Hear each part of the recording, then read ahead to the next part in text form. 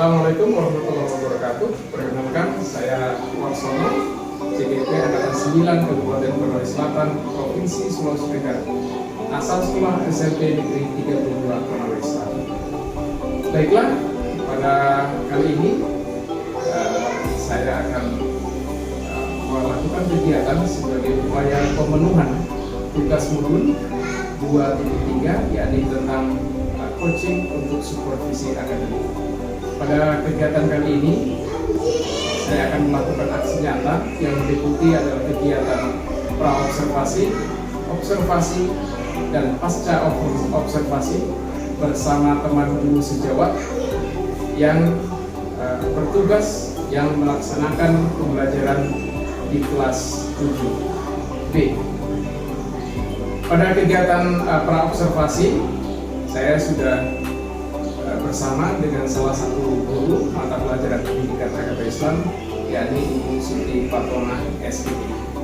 Untuk mengetahui bagaimana proses jalannya kegiatan observasi, mari kita ikuti kegiatan berikutnya.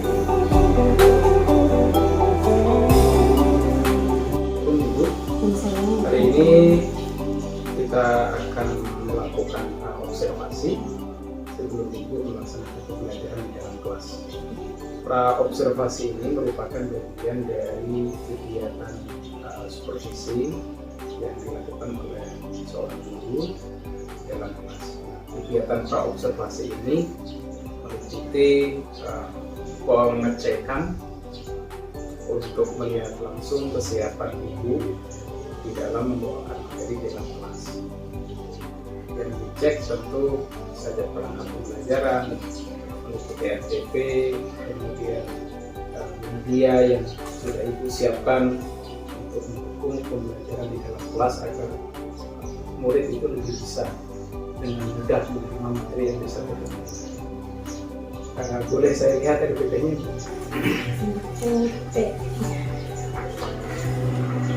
Oh iya, ini ibu mengajar apa nih? Agama, pendidikan agama Islam. Pendidikan agama Islam. Untuk rencana pembelajaran ini dilaksanakan di kelas 7A. Kelas 7A ya. Materinya adalah memupuk rasa persatuan pada hari yang kita tunggu. oh iya. Subaninya apa? Tema itu sholat Jumat. Di tujuan pembelajarannya sudah ya. Iya. Di sini ya. Kalau saya melihat dari konstruksi RPP Ibu atau modul ajar Ibu, ini sepintas masih seperti yang pada umumnya guru-guru pakai. Maksudnya tidak ada karakteristik apakah ini masuk pembelajaran yang berdiferensiasi atau yang berbentuk lain. Nah, kita akan coba nanti memasukkan aspek pembelajaran berdiferensiasi ke dalam modul ajar itu. Ya. Nah, selain RPP, mungkin ada media yang Ibu sudah siapkan. Medianya sudah. Kartu-kartu. Oh, ada bentuk kartu. Nah, kita buat sendiri ini kartu-kartu untuk memudahkan anak-anak mengingat. Karena biasanya kalau kayak kartu-kartu begini anak-anak mudah mengingat, apalagi yang berwarna-warni. Karena kebetulan ini judulnya ini yang mau dibahas adalah tentang apa ini tadi, ini dasar hukumnya. Jadi saya akan mencoba ini untuk memotong ayat nanti biar mereka lebih cepat mengingat. Nanti mereka itu akan memasang potongan-potongan ayat menjadi utuh. Dari pembelajaran dan media yang sudah disiapkan oleh Ibu, kira-kira untuk area pengembangan yang hendak dicapai apa? Maksudnya ke muridnya nanti, pengembangan yang hendak dicapai dari materi ini. Saya harap itu mereka bisa memahami arti sholat Jumat karena tahu dasar hukumnya. Jadi mereka, karena kebanyakan ini anak-anak mungkin ada yang belum tahu, banyak yang mereka belum melaksanakan. Jadi saya berharap anak-anak sudah setelah belajar ini mereka mampu. Maksudnya di sini area pengembangan itu di pengetahuannya atau di bagian prakteknya? Yang saya harap sih pengetahuan boleh, tapi lebih inti ke prakteknya. Karena nanti ada di situ ada materi juga tentang praktek sholat Jumat. Di aspek pengetahuan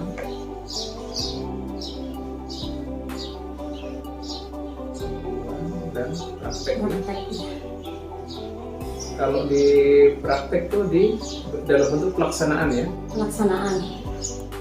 Praktek pelaksanaan sholat Jumat ya. Ada musola bisa dipraktekkan Oh di iya. musola.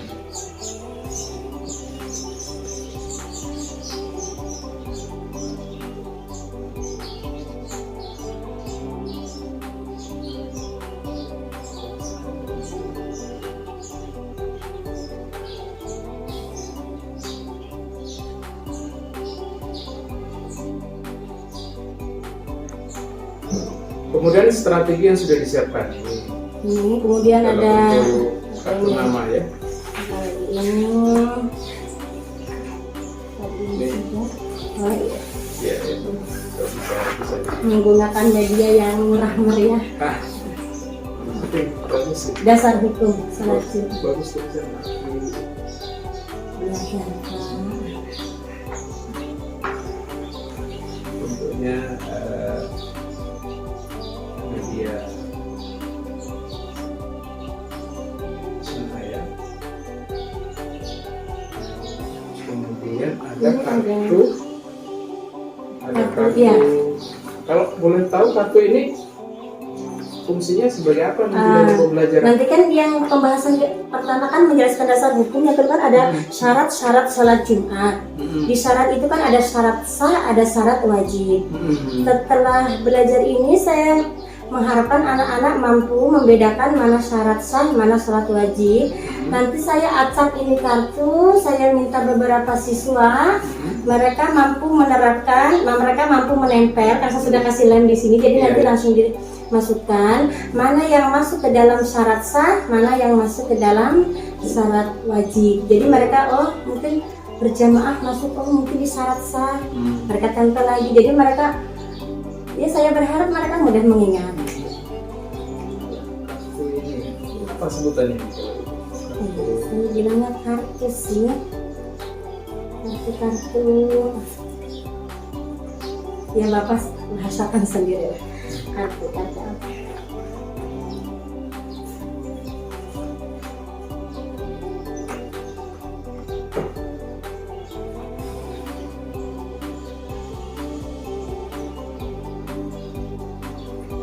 Saya kembali lagi tadi di konsep pembelajaran berdiferensiasi. Saya menarik ini melihat sepintas dari desain ibu, dari rancangan pembelajaran ibu. Ini menarik sekali bagi saya.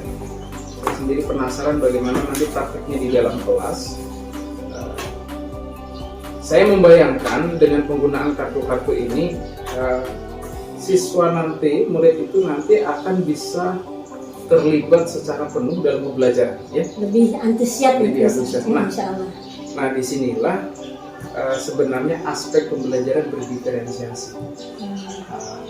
Pernah dengar itu pembelajaran berdiferensiasi? YouTube berapa ke satu? Kalau pembelajaran berdiferensiasi berasal dari kata dasar different, berbeda. Artinya anak-anak di dalam proses pembelajaran itu diklasifikasikan sesuai dengan daya kemampuan yang beragam. Jadi tugas guru dalam pembelajaran di kelas itu hanya sebagai fasilitator, menuntun pengetahuan mereka untuk bisa memahami materi secara utuh. Olehnya itu konsep-konsep pembelajaran berdiferensiasi itu lebih cenderung ke bentuk pembelajaran yang berkelompok. Di dalam kelas misalnya ada siswa sebanyak 20 orang, 30 orang, itu dibuat kelompok. Kemudian pembuatan kelompok belajar itu berdasarkan dengan boleh berdasarkan daya belajarnya. Misalnya si A, si B, si C ini kan memiliki gaya belajar yang beragam. Nah, ini bisa dikelompokkan dengan cara gaya belajar atau proses pengelompokan gaya belajar, pengelompokan siswa dalam belajar itu bisa berdasarkan tingkat kemampuan intelektualnya.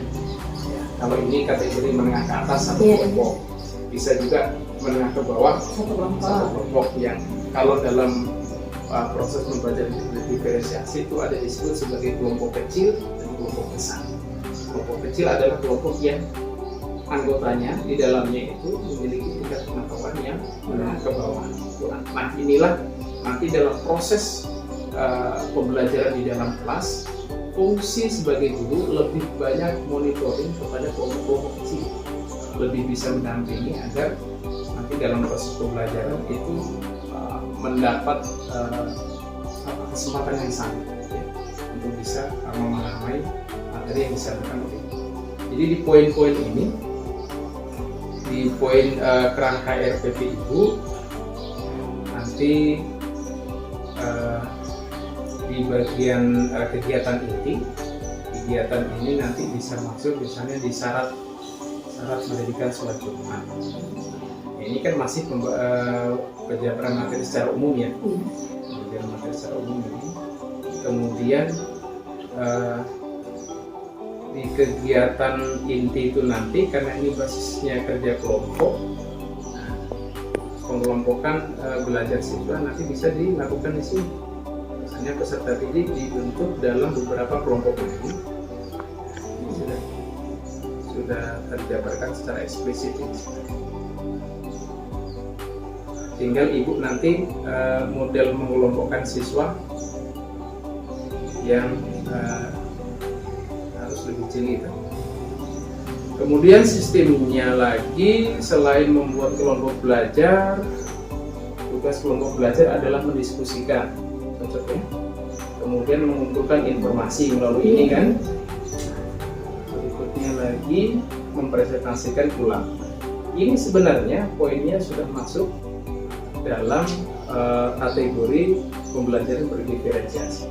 Tinggal nanti dalam pelaksanaannya untuk bisa lebih mempermantap lagi, sehingga kerangka RPP yang kita buat ini benar-benar sesuai dengan rancangan pembelajaran yang dilaksanakan di dalam kelas.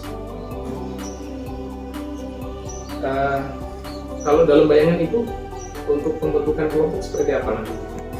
Saya biasanya kan yang memang yang kurang memperhatikan, biasanya yang kurang, biasanya kan yang kelompok yang putra, ya biasanya putra dengan putra, nanti mereka yang kurang itu yang satu kelompok, dia berharap dengan kartu ini, kalau cuma menjelaskan di papan terus mereka kan kadang tidak memperhatikan, berharap dengan kartu-kartu yang begini, mereka ada yang banyak yang angkat tangan, mereka mau, biasanya mereka lebih anggota kelompoknya itu sudah disiapkan memang ya? Atau nanti di kelas baru dibentuk? Di kelas baru dibentuk kadang. Iya. Tapi karena sering menggunakan kelompok, jadi mereka sudah tahu oh yang satu begini satu kelompok.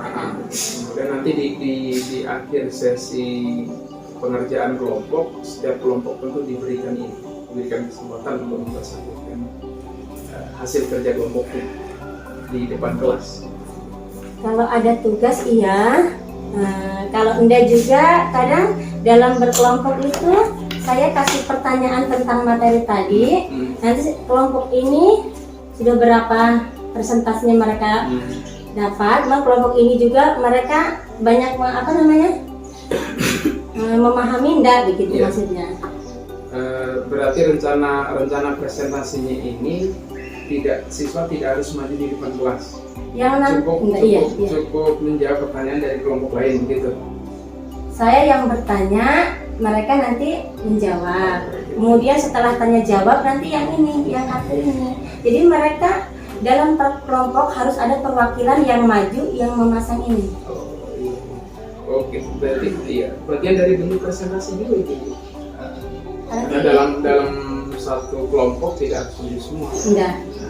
Cukup salah satu yang mewakili hasil kerja tim. Iya. Terima kasih Ibu sudah ngobrol, menyempatkan waktu ngobrol bersama saya untuk kegiatan observasi. Mudah-mudahan di kegiatan observasi nanti bisa berjalan sesuai dengan tantangan yang kita tuangkan dalam RTP dan perangkat media pembelajaran bahasa. Terima kasih, saya tunggu ibu di kegiatan observasi. Oke.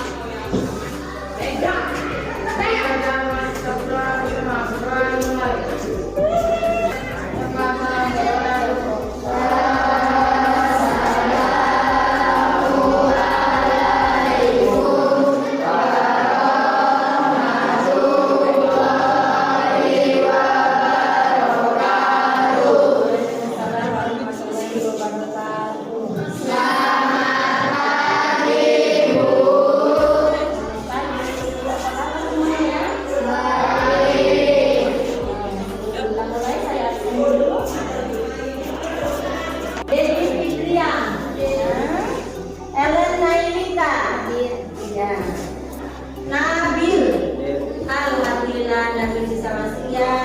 Pada hari ini kita akan membahas tentang memupuk rasa persatuan pada hari yang kita tunggu. Yang akan kita bahas adalah tentang sholat Jumat. Tujuan pembelajarannya adalah dasar hukum sholat Jumat. Yang kedua, syarat-syarat mendirikan sholat Jumat. Yang ketiga, setelah kita belajar, saya harap kalian mampu mempraktekkan dalam kehidupan sehari-hari, yaitu melaksanakan sholat Jumat. Yang pertama kita bahas adalah dasar hukum sholat Jumat. Sebelum kita ke dasar hukum sholat Jumat, kita harus tahu apa itu sholat Jumat. Kita buka buku halaman 127.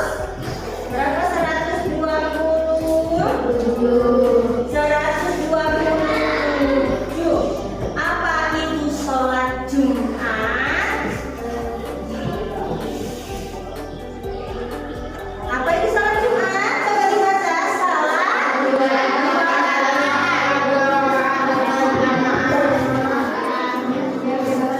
sholat 2 rakaat dengan berjamaah yang dilaksanakan setelah khutbah pada hari Jumat di waktu zuhur. Kita masuk ke dasar hukum sholat Jumat. Apa itu dasar hukum sholat Jumat? Dasar hukum yaitu dalil yang menyatakan bahwa sholat Jumat itu ada, harus dilaksanakan. Dasar hukumnya ini surat Al-Jumu'ah atau surat ke-62 ayat 9. Sedang bismillahirrahmanirrahim.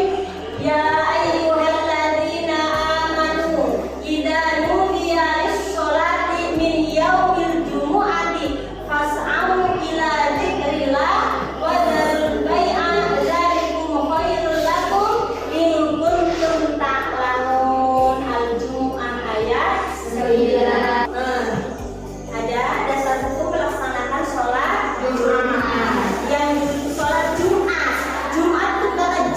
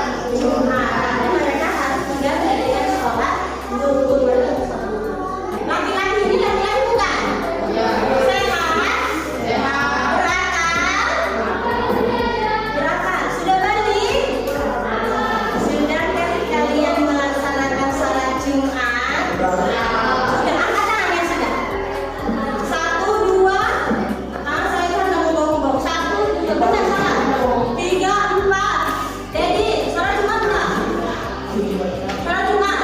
Siapa lagi salat Jumat? Gimana salatnya? Susah atau bagaimana? Iya. Dari di mana salat Jumat? Di masjid besar. Benar. Salat Jumat di mana? Di Palembang, benar. Ada. Setelah salat wajib ada syarat sah. Setelah yang kita ini ada syarat sahnya salat Jumat. Satu, dilaksanakan di tempat yang bermukim. Maksudnya apa?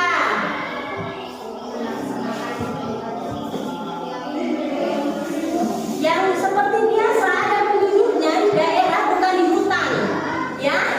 Nah, dilaksanakan di tempat bermukim, tempat ada yang ada penduduknya. Di suatu desa, satu daerah, ada masjid, ada penduduknya, itu bisa melaksanakan sholat. Yang kedua, berjamaah. Kalau berjamaah ini berapa orang? Hah? Berapa? Berjamaah ini berapa orang? Kalau dalam bahasa jamaah itu dalam bahasa Arab itu lebih dari dua.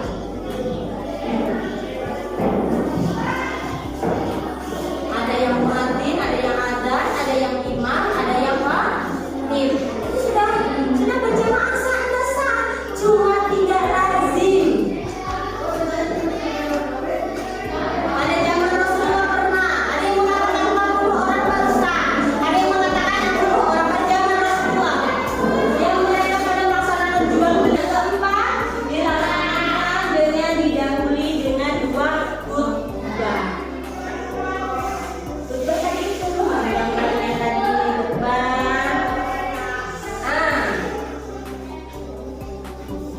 Yang di depan ini yang lagi berkhutbah,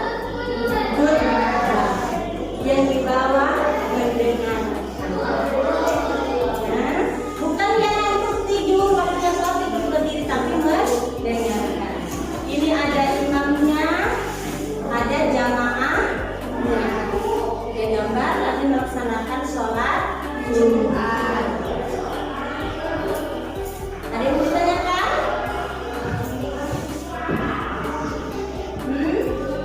Kenapa? Tidak ada. Atau Bu, perempuan bagaimana? Ada yang pernah pergi sholat Jumat perempuan? Boleh tidak sholat Jumat perempuan? Ada yang mengatakan salah lupa itu masa baru, ada yang mengatakan benar, ada yang mengatakan hanya hukumnya sunnah.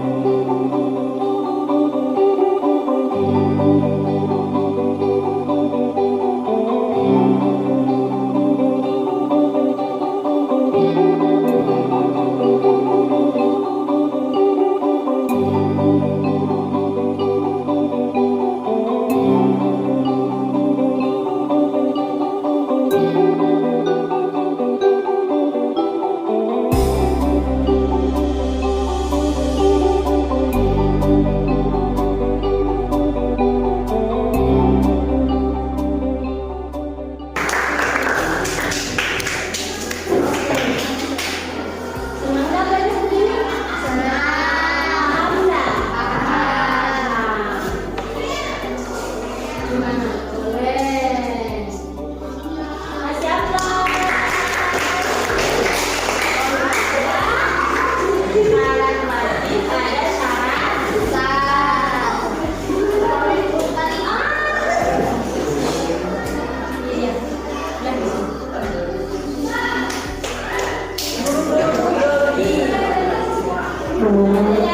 Islam dari berakal sehat untuk laki-laki berjamaah waktu zuhur dilaksanakan di tempat bermukim didahului dengan dua khutbah.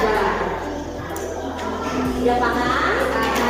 Ada yang mau bertanya boleh silakan. Mudah-mudahan belajar kali ini ada manfaatnya ya. Kalau bagaimana cara-cara Anda sholat sama dengan sholat wajib, rukun sholatnya juga sama. Mudah-mudahan belajar kali ini ada manfaatnya. Ada yang dibawa pulang, ada yang didapat ya. Insya Allah minggu depan panjang umur kita ketemu lagi. Sebelum kita tutup, kita masih ingat rukun-rukun sholat? Masih. Rukun-rukun sholat.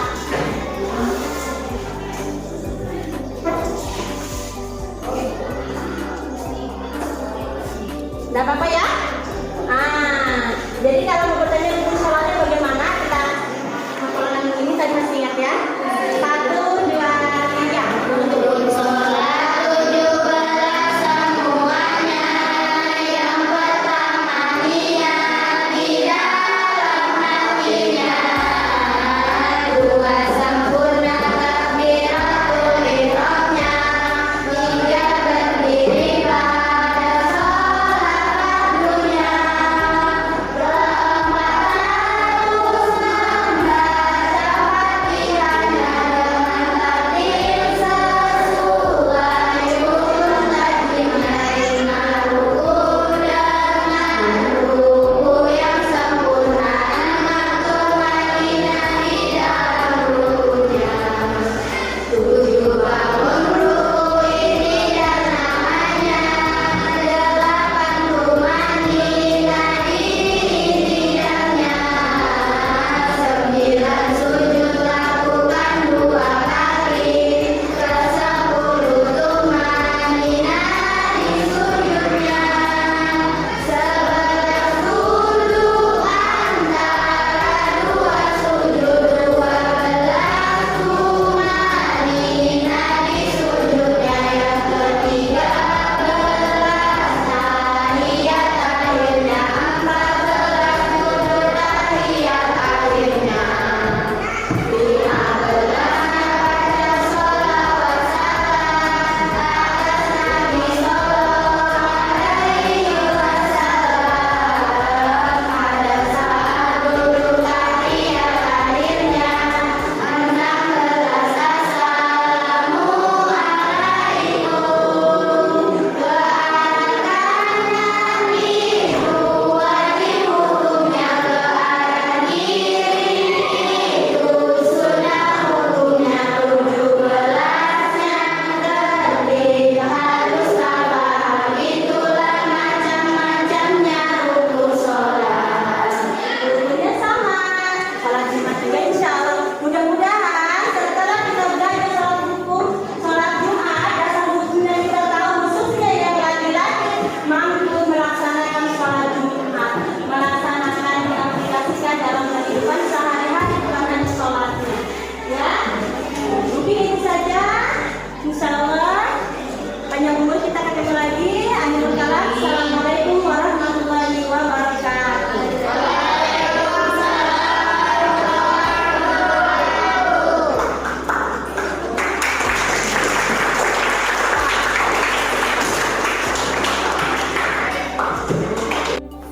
Bismillahirrahmanirrahim. Assalamualaikum warahmatullahi wabarakatuh. Waalaikumsalam.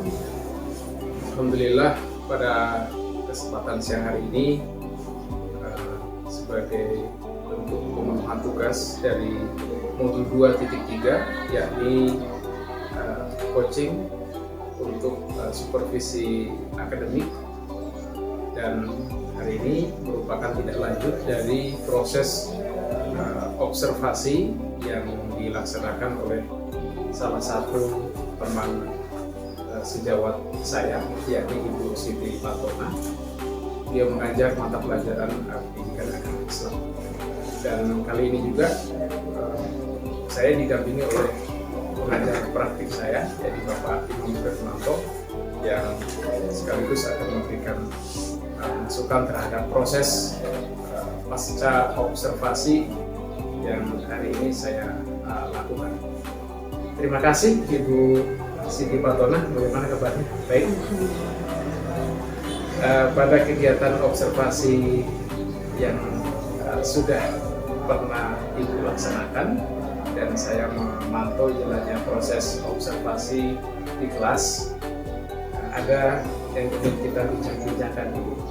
Jadi tidak usah terlalu tegang, karena proses observasi itu sebenarnya lebih kepada saling mengevaluasi gitu ya, saling mengevaluasi apa yang sudah bagus Ibu lakukan di kelas, apa yang masih perlu ditingkatkan. Nah, ini kita bisa menjadi partner berbagi. Sekiranya ada hal yang perlu ditingkatkan oleh Ibu, nanti kita gali bersama. Nah,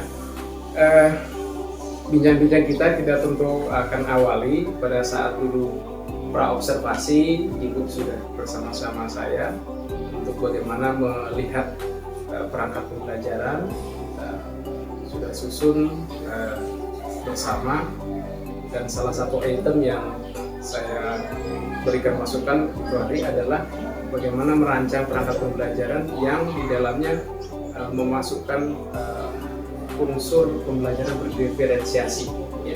Entah itu diferensiasi konten, proses, ataupun problem. Kemudian ada juga bagian dari pembelajaran KSE, kompetensi sosial emosionalnya anak-anak. Dan dari proses observasi yang Ibu sudah laksanakan di kelas, menurut Ibu kira-kira apa yang sudah bagus dilaksanakan pada saat pembelajaran? Mungkin dari mulai proses pembukanya, menyampaikan materinya, penutupnya, atau bahkan di bagian ini, bagian penggunaan metode pembelajarannya, dengan saya lihat tempo hari ada semacam media yang digunakan. Nah, dari semua proses yang ada ini, kira-kira yang mana yang menurut Ibu sudah bagus, sudah baik dilakukan? Metode yang kemarin bagus, sudah bagus.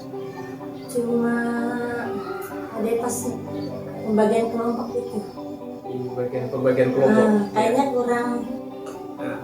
Tidak kayak kurang terlaksana lah, kurang terorganisir. Iya, kurang terorganisir kemarin. Harusnya dari awal itu dibagi kelompok, kemarin sudah mau. Yang ini kita cerita yang sudah baik dulu, yang sudah bagus dulu apa? Media kata saya meskipun jadul-jadul lah, bagus. Media sudah bagus. Dari media itu sudah bisa respon dari anak-anak. Dengan media yang begitu anak-anak lebih cepat paham. Ya.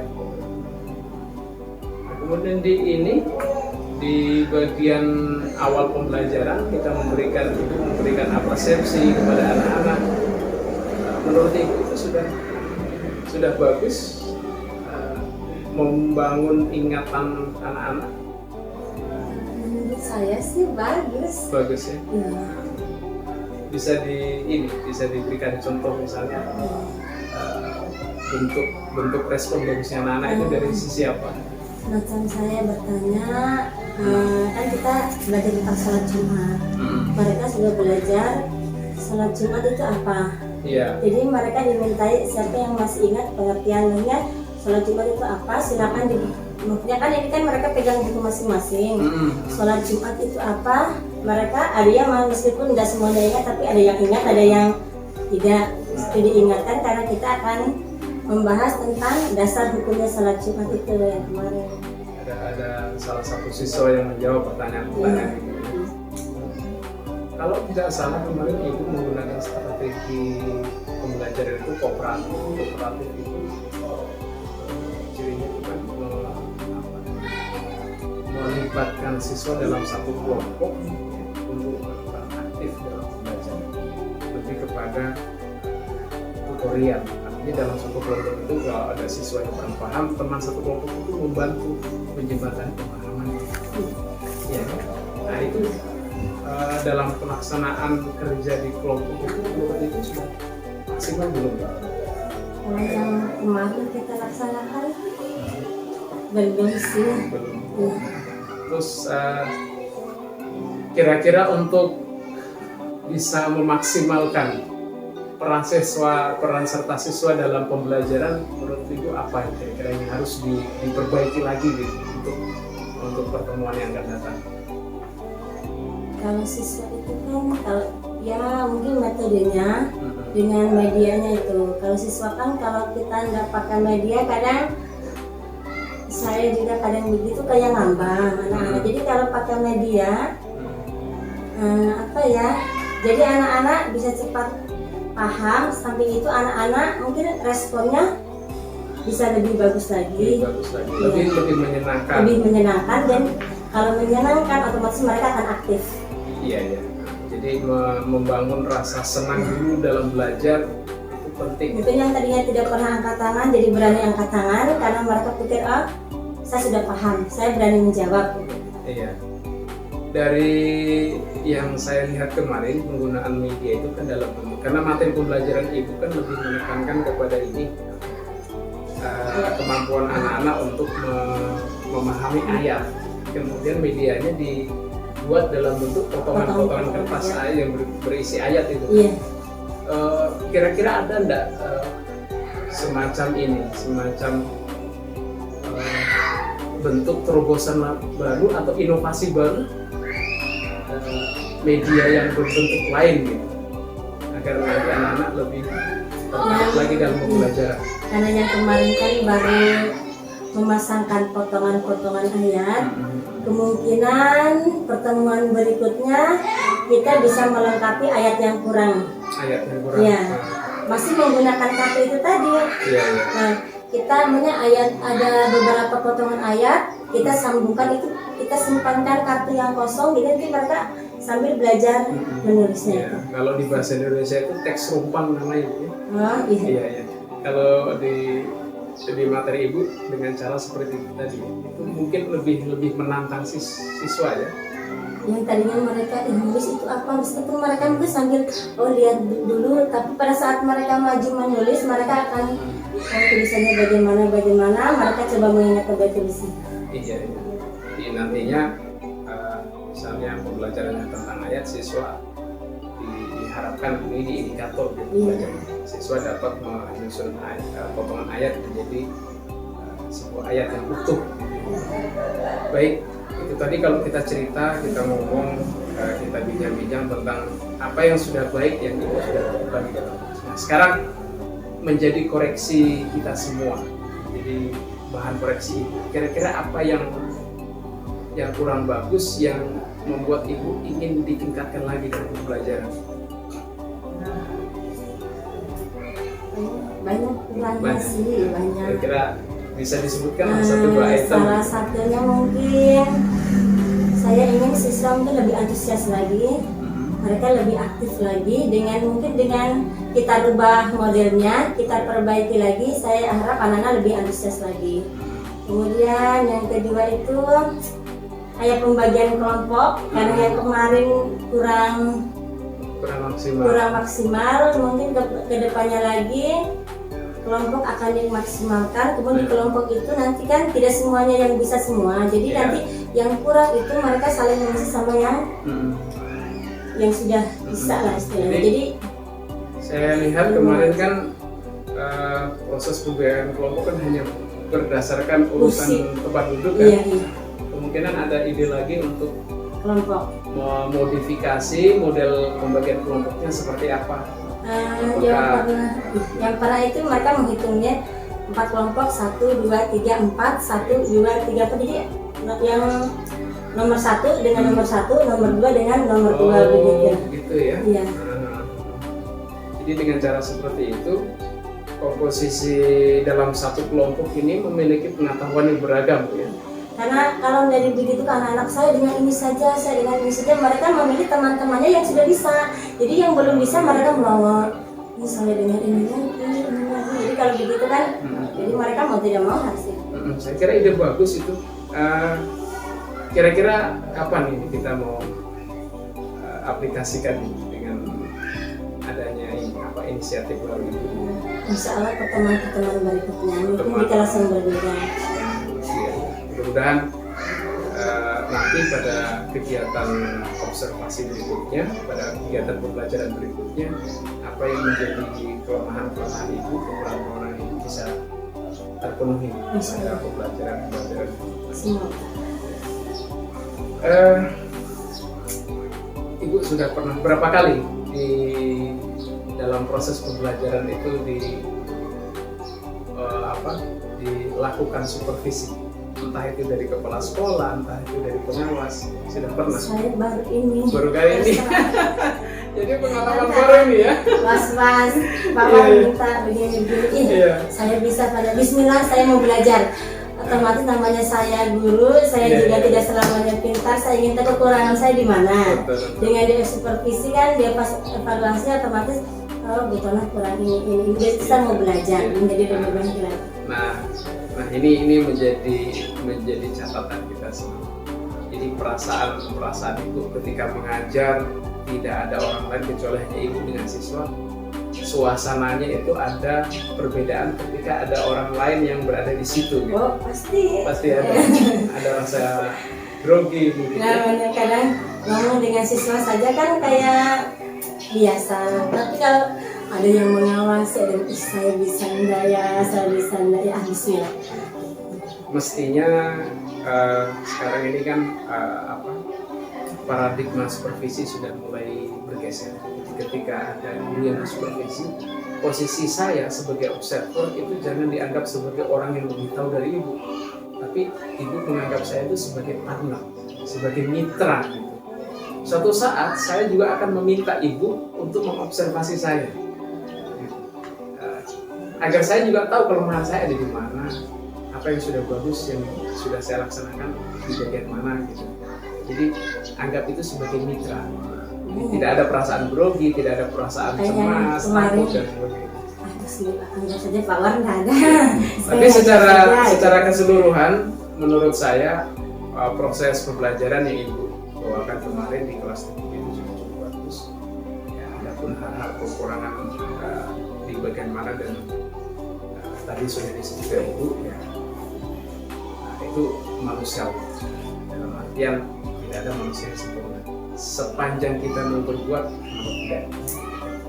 Jadi terima kasih Pak sudah melaksanakan kegiatan supervisi dan basis coaching dari kelas sampai sekarang yang saya amati langsung adalah terakhir yaitu pasca observasi. Ini pada prinsipnya setiap guru yang berkontak nanti pada akhirnya akan melakukan hal seperti ini karena di BNN itu sekarang sudah digunakan untuk ini praktik kinerja itu ada observasi, jadi semuanya sebenarnya menggunakan prinsip coaching seperti ini. Ini sebelum diobservasi di kelas ada observasi di kesepakatan dan yang dilakukan oleh kawan ini. Jadi kita melihat kembali bahwa coaching itu ada 3 prinsip. Pertama, permintaan sejajar seperti yang saya tahu tadi, dan lebih antara observer dengan observasi itu kedudukannya sama. Jadi kenapa bisa sama? Karena memang sama-sama sepakat apa yang mau dikembangkan, tujuannya apa. Hanya sebagai orang itu kalau nggak cermin, refleksi, nggak akan tahu bagaimana kita punya kelemahan. Dibantu oleh teman, rekan sejawat untuk melihat. Bukan berarti rekan sejawat itu menggurui, tapi berarti menyampaikan, oh tadi pada saat praktik ini sesuai kesepakatan kita di awal pada saat pas pra-observasi, kan di pra-observasi ditulis tujuannya apa, tujuan observasinya apa, ya kan? Yang mau dikembangkan apa? Kalau ini kemarin apa yang dikembangkan? Di bagian ini, bagian apa? Aspek strategi pembelajaran. Nah, untuk strategi pembelajaran itu pakai diferensiasi ya. Diferensiasi. Berarti sama-sama. Itu misalnya nanti pada saat observasi kemarin, diferensiasi itu seperti apa sih? Itu harus nanti betul-betul sama persepsinya dengan observer.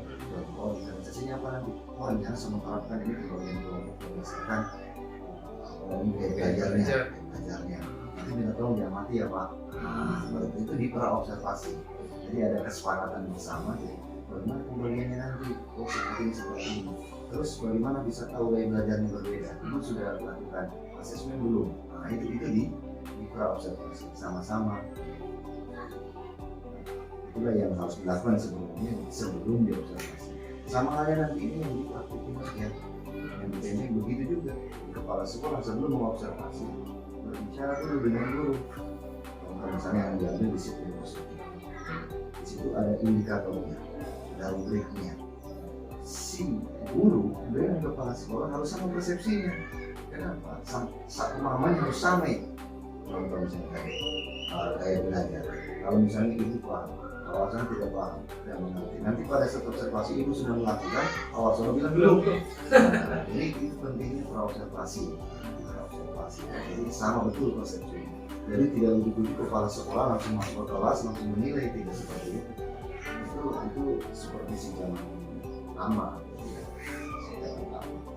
Jadi sekarang itu betul-betul buat kesepakatan dulu apa yang dikembangkan, fokusnya di sini, nanti yang diamati betul bagian sininya.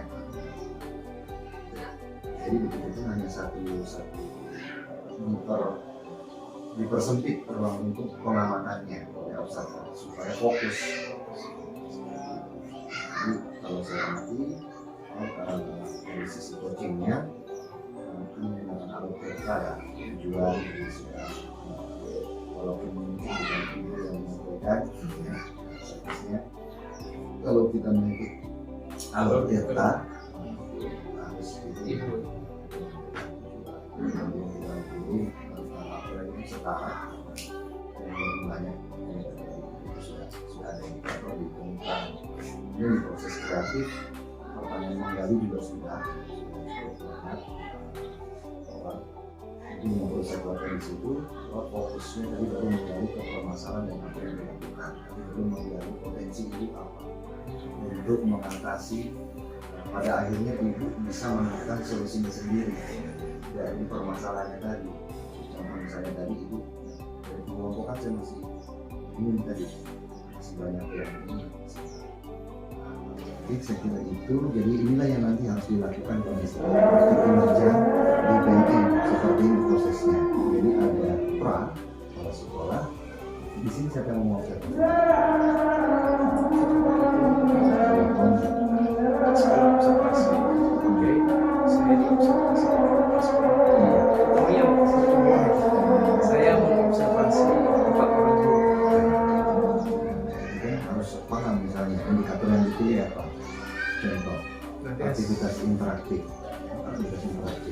Itu karakter perilakunya, perwujudan perilaku di proses pembelajaran itu harus paham yang mengobservasi dengan yang diobservasi itu harus sama, clear, tidak ada perbedaan. Jadi begitu dia lakukan, oh sudah lakukan. Proses perilakunya juga seperti itu. Iya.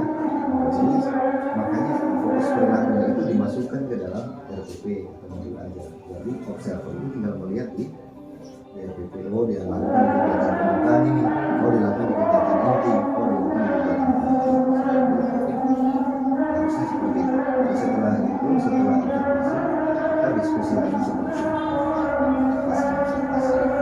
Dari 3 target perilaku misalnya kalian sudah terlaksana, keluar melanjutkan dari ini atau ditanya dulu pakai prinsip coaching. Iya. Tadi saya saya disimulasikan Ya, supaya sama terutama kepada tim observer karena dia yang akan menjalankan proses observasi. sampai juga kalau tidak salah saya di saya kok prosesnya lain sampai kok lain gitu. Ya, padahal guru merasa bahwa saya sudah lakukan itu belum. Kedua, usahakan dokumentasi pada saat praktek mengajar itu di video. Biar ketika misalnya kepala sekolah bilang belum, tunjukkan ini di bagian 5 yang semakin saya sudah melaksanakan ini fokus perilakunya. Akan lebih bagus seperti itu. Jadi, karena kalau itu tadi saya bilang biasanya muncul seperti itu karena tidak sepemahaman. Kepala sekolah bilang belum, padahal gurunya sudah saya tadi. Sebenarnya berangkat dari perannya itu yang Ya, jadi kunci di situ. kuncinya di peran, kesepakatan terjadi di situ. Kalau tinggal mengobservasi gampang, tetapi ada nggak kesepakatan awal itu? Tidak ada pra ujuk-ujuk observasi. Ya. Gimana caranya kita mau menilai? Paradigmanya bukan menuntun, tapi menuntut. Menuntut harus begini, harus begini. Itu yang harus dirubah. Oke. Baik Ibu, makasih sudah berbincang-bincang dengan saya berkaitan dengan hasil pelaksanaan observasi pada saat pembelajaran di kelas yang lalu, dan mudah-mudahan bincang-bincang kita ini memberikan muatan positif bagi Ibu sebagai bahan pembelajaran ya, pertemuan ke depan, bukan hanya di kelas 7 biasa, tapi di seluruh kelas ini bahwa model pembelajaran yang lebih banyak melibatkan siswa inilah yang memang menjadi sebuah tuntutan agar siswa nantinya ke depan memiliki pemahaman dan sekaligus mereka kita jadikan sebagai objek dari pembelajaran, melibatkan mereka dalam pembelajaran dan mereka juga lebih mudah mengamati pembelajaran. Oke, terima kasih. Mohon maaf kalau ada hal-hal yang belum berkenan selama proses observasi dan observasi berikutnya. Demikian bincang-bincang saya dengan Ibu Siti Platona selaku guru yang mengampu mata pelajaran pendidikan agama Islam yang menjadi objek observasi saya pada kegiatan observasi pada beberapa hari yang lalu, dan mudah-mudahan hasil bincang-bincang siang hari ini menjadi inspirasi bagi guru-guru yang lain untuk meningkatkan kompetensinya di bidang pengajaran di dalam kelas. Sekian, Assalamualaikum warahmatullahi wabarakatuh.